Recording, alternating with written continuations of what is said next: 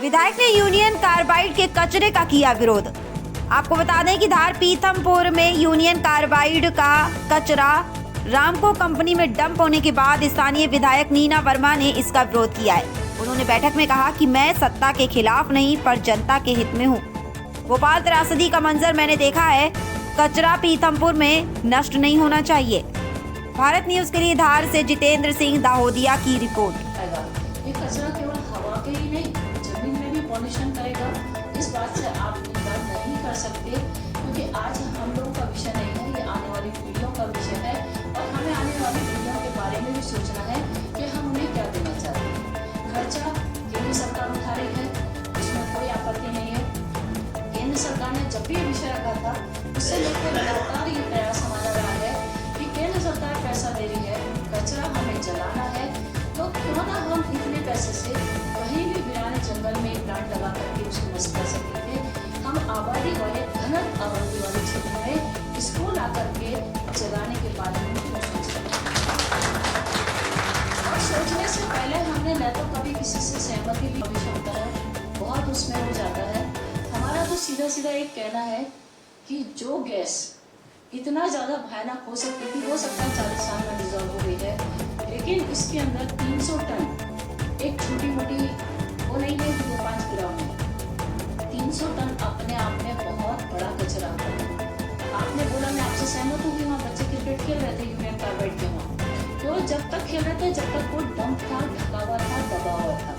लेकिन जब वो इंसुलेटर में जाएगा, क्योंकि राम की कंपनी को मैंने खुद जाके देखा है, और उस कंपनी में जब जलेगा, और उस हमारे यहाँ इंदौर में 2 मंत्री हैं, सांसद जी हैं, सभी लोग यहाँ पे जनप्रतिनिधि हैं, एक्सपर्ट्स हैं, यहाँ पे डॉक्टर्स हैं।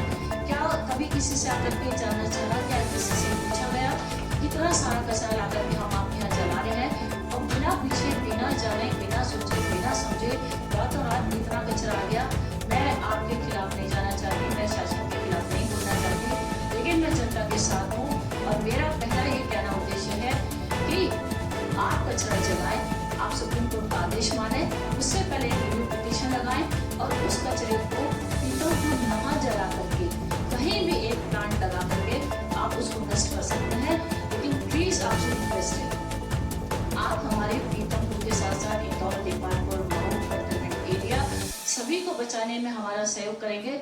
मंत्री जी, सारी जितने भी क्षेत्र के लोग हैं आपकी तरफ बड़ी आशा भरी उम्मीद से देख रहे हैं कि आप इसमें हमारा हेल्प करेंगे और राम के उसमें नहीं चले, इतना आप हम लोगों की मदद करें, कहीं भी ले जाए। बहुत बड़ी दुनिया है, आप जापान मांग रहा है उसे दें, चीन मांग रहा है उसे दें, क्योंकि बीच में ऐसे न्यूज आए थे कि जापान ये कचरा लेना चाह रहा था। जो भी लेना चाहता है आप उसको दे दीजिए, खुला ऑफर है। यदि कोई दूसरा भी ले जाना चाहता है तो ले जाए, तो पर एक ही हमारा ये है कि पीथमपुर को बचाएं और पीथमपुर को बचाएं।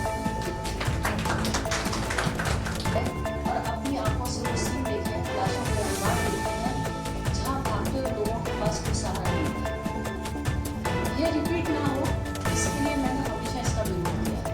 मैं शासन को विरोध नहीं करना चाहती, वोट का अपमान नहीं करना चाहती, लेकिन 2014 में जब ये 10 टन चला था, उस समय मैंने सदन में भी इस विषय को उठाया था, क्योंकि ये मात्र कचरा जलाने का विषय नहीं है, ये विषय है हमारे पास जनता का, और खाली पीथमपुर की जनता नहीं है, इससे जुड़ा हुआ रंग है, नेपाल है, इंदौर है, और सबसे बड़ा हमारे पास मऊ का कंटेनमेंट एरिया है।